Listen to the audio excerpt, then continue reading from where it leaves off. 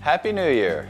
I hope 2022 is off to as great a start for you as it is for us. We have a very special treat for you this month. After years of planning and meticulous attention to detail, we're ever so close to opening your new animal center. Director Ondrea Johnson joins us for this episode to give you a sneak peek into the state-of-the-art building everyone has been waiting to see. Hello, Williamson County, and welcome to Inside the Animal Center.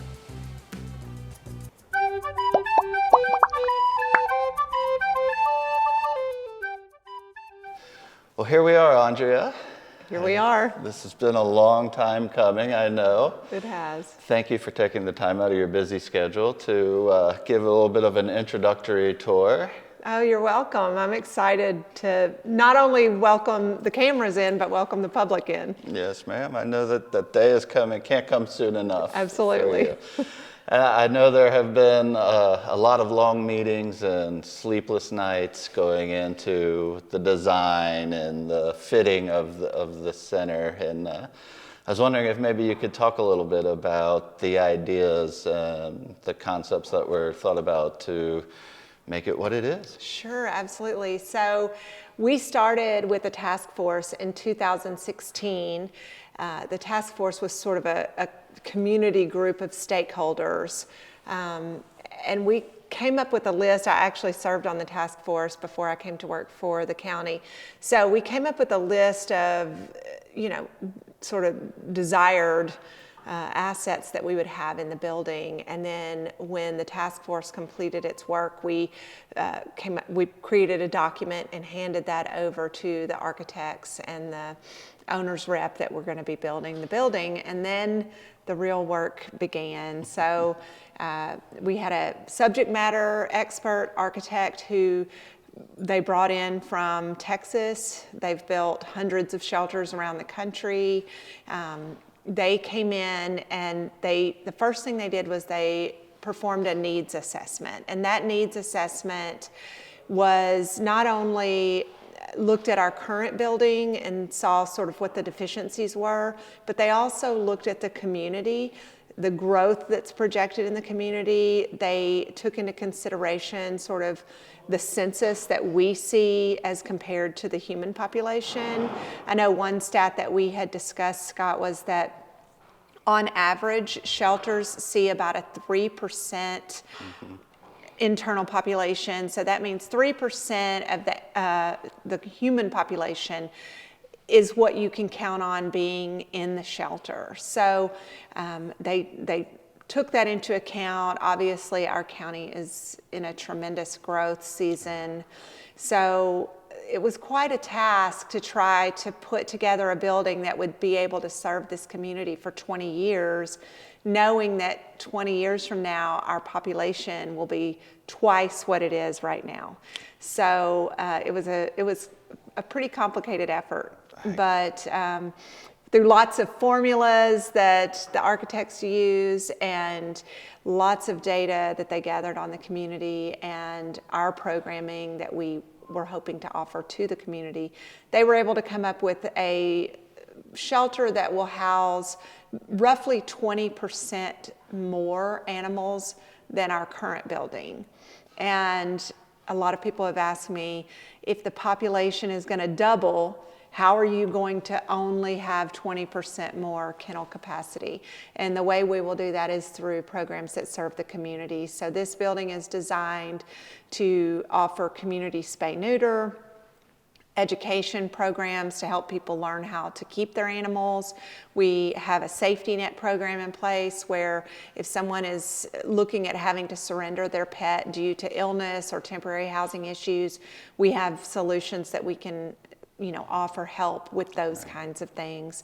And then of course we have a foster program and lots of other programs, that community cat program that we offer to the community to try to defer pets away from the shelter whenever possible.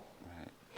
Well, I know that you have gone to great lengths to leave no stone unturned to provide the community with the best possible experience in the center, and also for the care of the animals. Right. So you touched on a few of them a little bit, but what are some of the things that we'll be able to do here in the new center that we're not able to do currently? Well, the biggest thing, obviously, is gather, because at the current building, you know, people have heard me say it if they've talked to me at all, but we have offices literally in what used to be a shower stall. We have people sitting in, I actually have 6 workstations in what was a former closet. So as you know, Scott, when we have staff meetings, we gather around the front desk. We don't have a place where we can even hold our staff of 31 people in one room very comfortably. We will have a new education center. I know we're going to go tour that in a minute, that will hold up to 100 people. So we will not only be able to engage our staff in a different way, but the community will be able to interact with us on a different level. I envision us hosting all kinds of things in that community center, but just the feel when people walk into this building immediately, it's going to be a different feeling. Every single space is designed to be able to be sanitized and cleaned and stay looking clean. You know, lots of natural light in this building, which we don't have in the current building. I mean, down to basic things like all the walls in our current building are just painted cinder block, and obviously you can see here we have a little bit nicer finishes, and that was on purpose because we want it to be a place that's welcoming to the community. We want it to be a happy place to visit. We don't want the community to feel sad about the animals or the programs or being here. We want them to feel like that it's a place that they want to come and that they can partner with us for their pet issues. Right. Well, I know we're excited to get in, and all the staff is excited about the move, and we're excited to get the public involved in all the ways that you just described. So what do you say we go take a look at a few of the areas? Absolutely, let's do it. All right. So now we're here in a very special room, the community education room. Right. I know, and from my experience, a lot of times when people think about the animal center, animal shelters in general, they think about the adoption, of course, and animal control comes to mind. Mm-hmm. But I don't think a lot of people really recognize that education is a big part of what we do as well, engaging the community in educational opportunities. So this room is here for that purpose, and I know that it is named after a very special supporter. Yes. You want to talk a little bit about? Absolutely. So Emily McGid is a well-known member of our community and also well-known for her animal advocacy and her love of not only her pets, but all the pets, and even the raccoons. That she's kind of famous for feeding the raccoons. But Emily gave a significant donation to the county in order to have this capacity of this room that it is. And I've often heard our county mayor, Rogers Anderson, talk about how this building is a great example of how county government can partner with the community directly and with private entities to accomplish a lot of goals that maybe wouldn't be in the norm for a county to undertake. But the county, working alongside private donors, has been able to create a lot of enhanced spaces in this building. And this room in particular, I'm extremely excited about and proud of. As we talked about earlier, this is really one thing that we've never been able to do in our current building, and that is gather and host the community in any sort of significant number.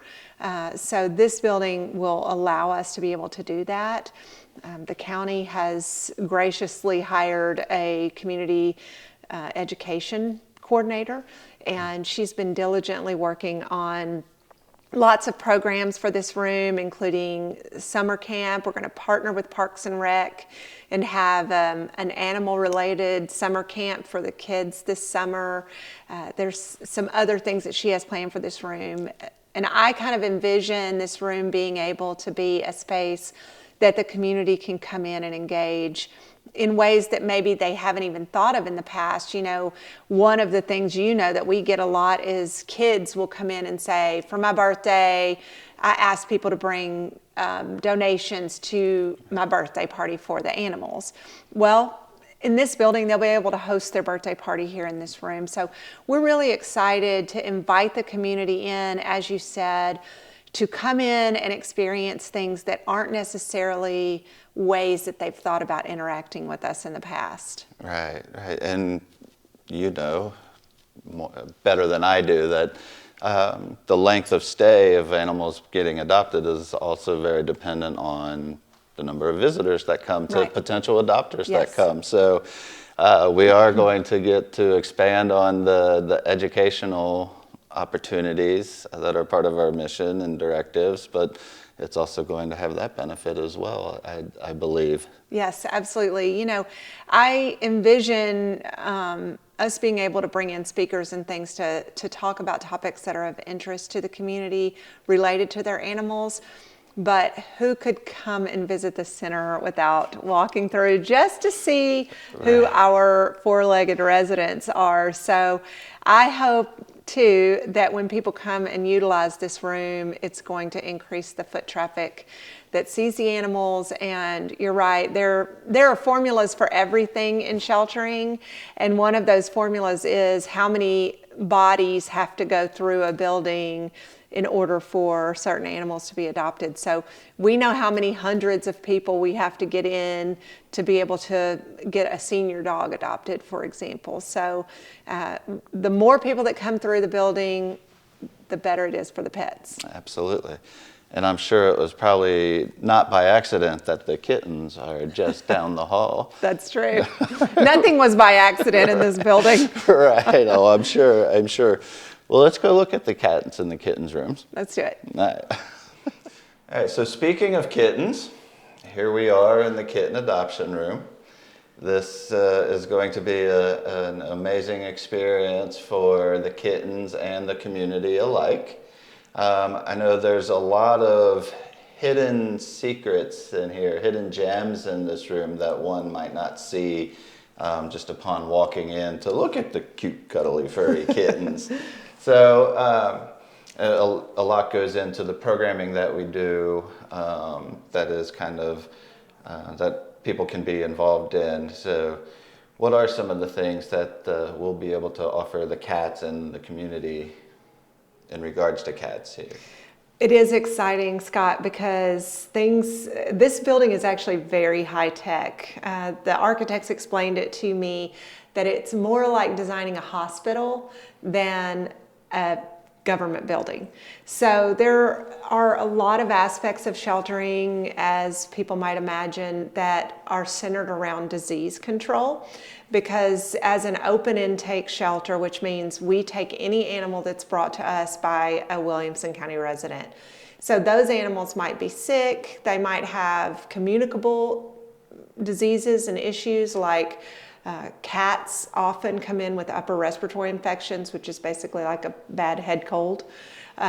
We get kittens with ringworm. We have a community or an atmosphere here in the South that's very hospitable to ringworm, which is, hot, damp environment. So controlling the spread of those things is very important when you're talking about a herd mentality in sheltering. So we want to keep the healthy animals healthy, and we do that by one way we do that is by providing ventilation that is healthy. It's 100% outside air, so nothing is recirculated in this building.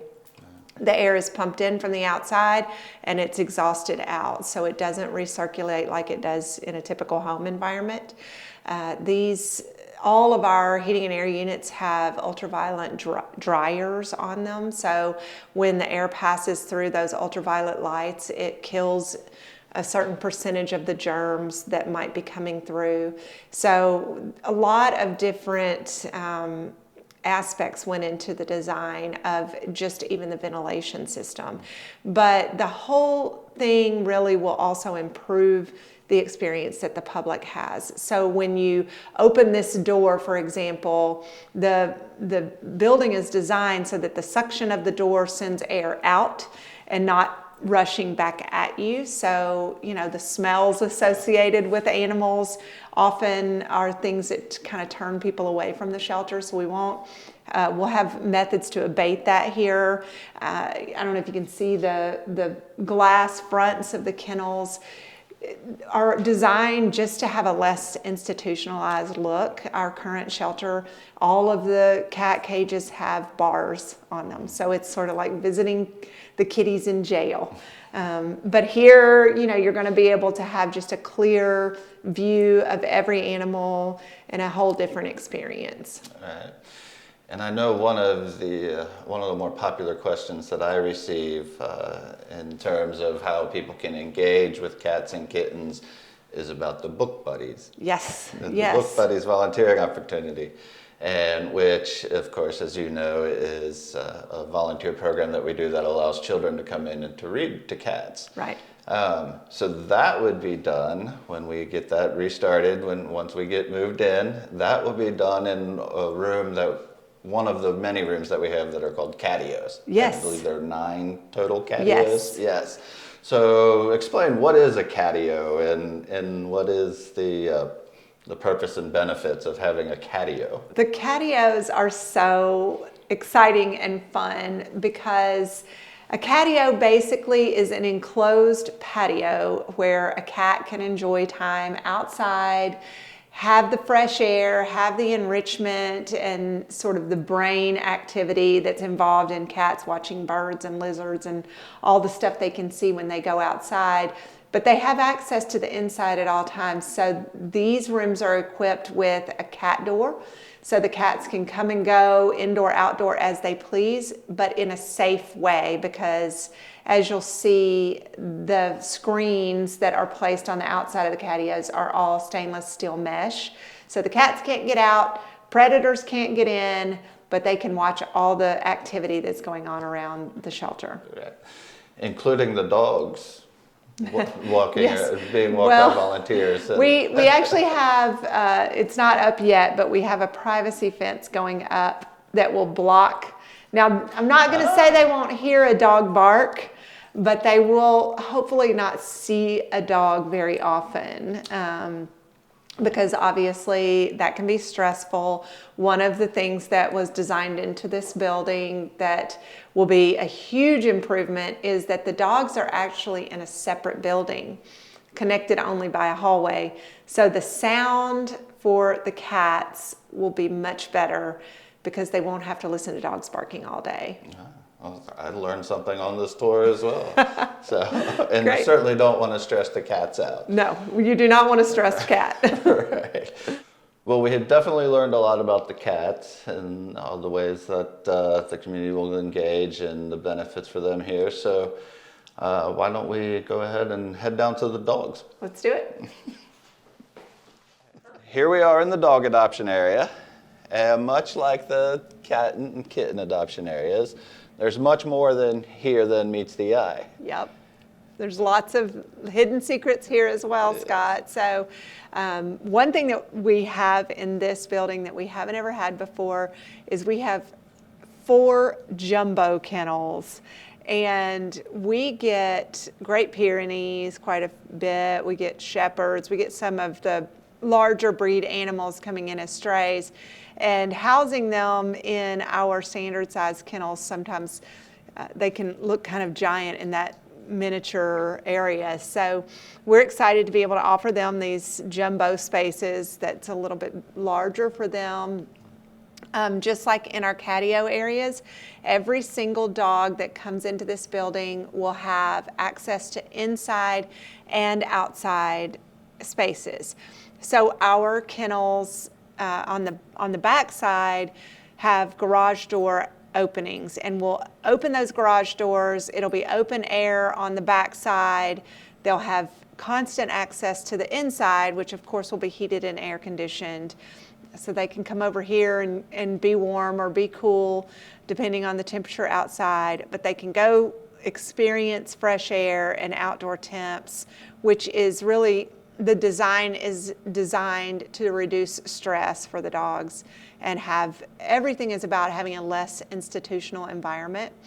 The ceiling tiles in this room they are 55% sound reduction.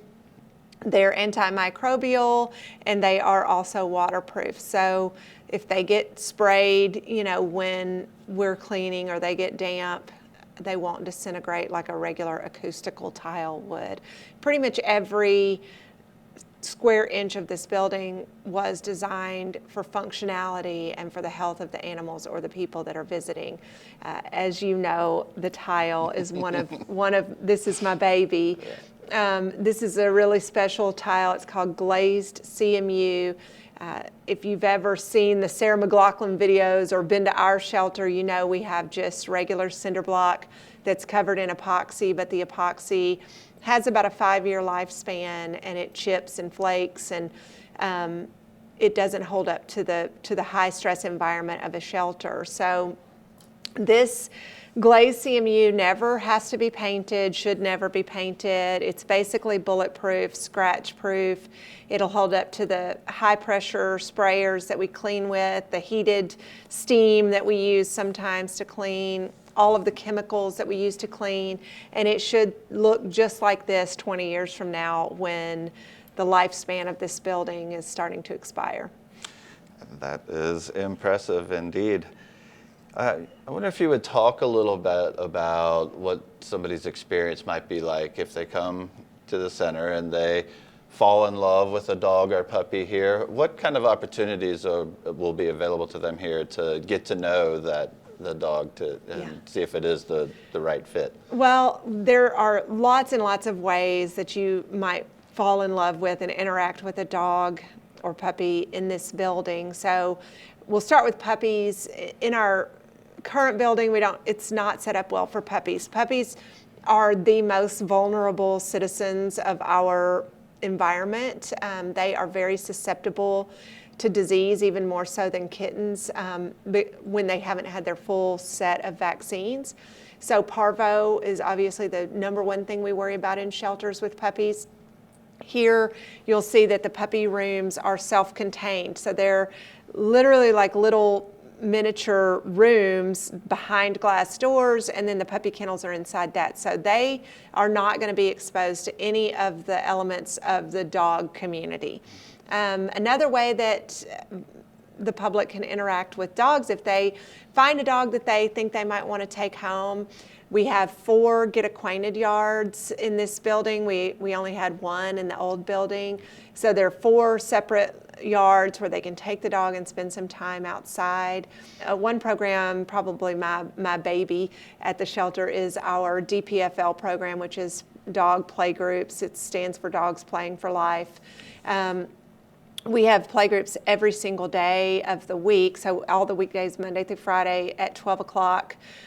Every dog, every day is our goal, so every dog in our building would find at least one friend that they could spend time with in the play yard every weekday. And so we find quite often that dogs get adopted directly from playgroup, because when you come to watch playgroup, you can see exactly what that dog's play style is. You can see how it interacts with other dogs. So if you have another dog at home, you can feel pretty good about this is going to be a match for my current dog. So those are some of the ways that the public can interact with the dogs here. And I might also add, a lot of people have asked me, because we do have a public dog park at our old building. Mm-hmm. There will be a public dog park here as well. So if you are coming on this side of town and want to bring your dog, you don't have to be coming for adoption. You can come and bring your dog and spend time in our new dog park here as well.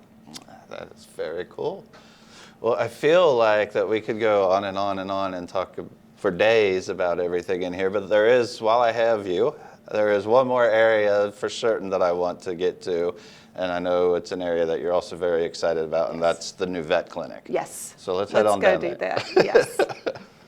So now we're here in the vet clinic, another area where that is going to present a lot of new opportunities for our own programming and ways to engage the public.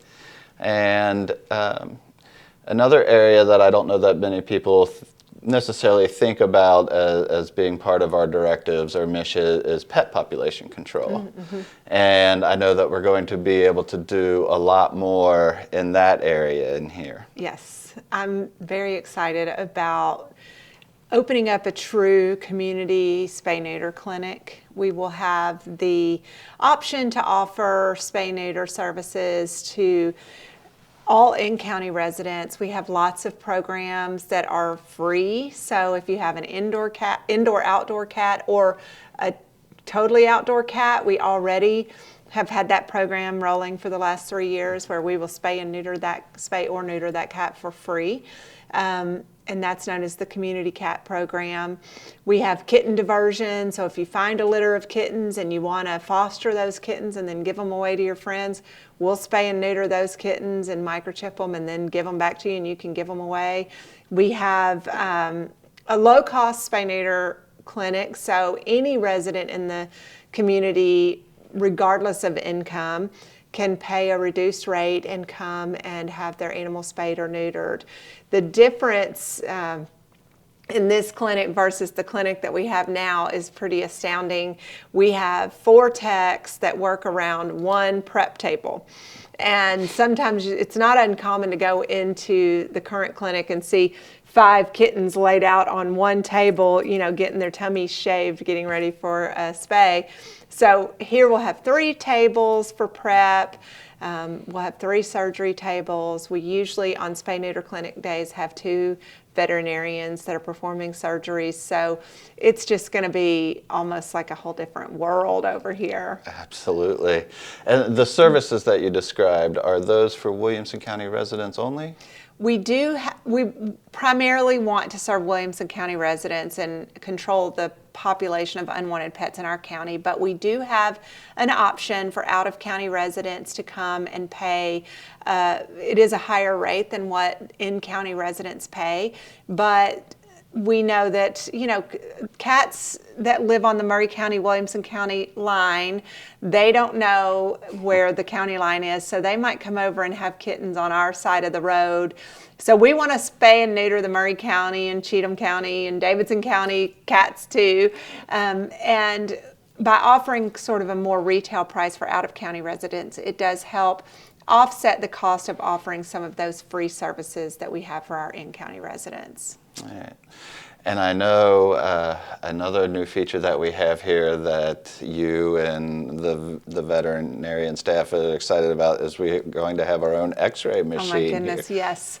So we talked a little bit earlier about some of those generous donors in our community, and this area is no different.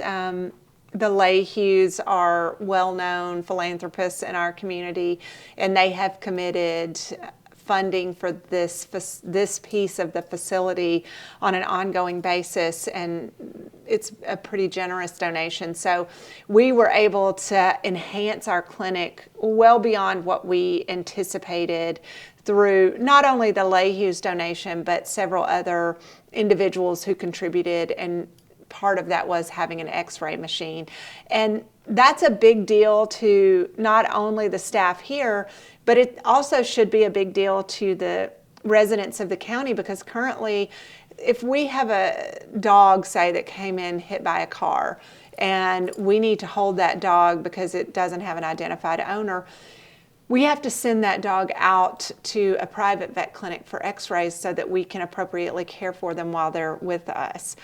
So obviously we pay for those services currently, but going forward we'll have the ability to do that in-house. So that's going to be a huge savings for us over time, and obviously savings to us helps taxpayers as well. Right. Now, this room has been maybe the most impressive to me in in terms of like obvious difference from the current facility. How much more space will the veterinarian staff have here? Well, you know, Scott, you've asked me a question I don't know the answer to. I'm not sure what the square footage of this is, but I know that our surgical capacity will be expanded. We currently do about 2,500 surgeries a year in the old building, and that's pretty well maxed out. And this building is designed to be able to handle 8,000 surgeries a year. So it's going to be a whole new world. Obviously, again, it's a 20-year building, so we won't start out doing 8,000 surgeries in this facility, but I know that we will be at 8,000 by the time the life of this building is expended. That is so impressive. And with some of the stats that our community education coordinator has shared with me about the number of cats that can be attributed to one unspayed female, it's an unthinkable number, hundreds of thousands of cats. Yes. You know, anyone who's ever heard me speak knows that there's a kitten season in Tennessee, and our kitten season, because we have such warm temperatures, we usually run from about March to November. Most female cats can have in this area up to 3 litters per season. Each litter on average is 5 kittens, and cats become sexually mature at 4 months old. So when you find that litter of kittens, you know, in your barn that you weren't anticipating, it's imperative to immediately get on the waiting list for spay-neuter for those kittens, because at 16 weeks, each one of those kittens could be reproducing. So it's a much more pressing issue than the community probably even realizes. Absolutely. Well, Ondrea, thank you so much for taking the time to give us a tour today. Before we completely wrap up things, if somebody who's watching would like to make a contribution, how can they go about doing so? Well, I encourage you to go to our website, which is adoptwcac.org. You can find all of our adoptable pets. You can find a donate button. You can find a link to our wish list of items that we need at the shelter for ongoing operations. And hopefully you can find pretty much any answer to any question you might have about the Williamson County Animal Center. Well, thank you again so much, and thank you, Williamson County, for watching Inside the Animal Center.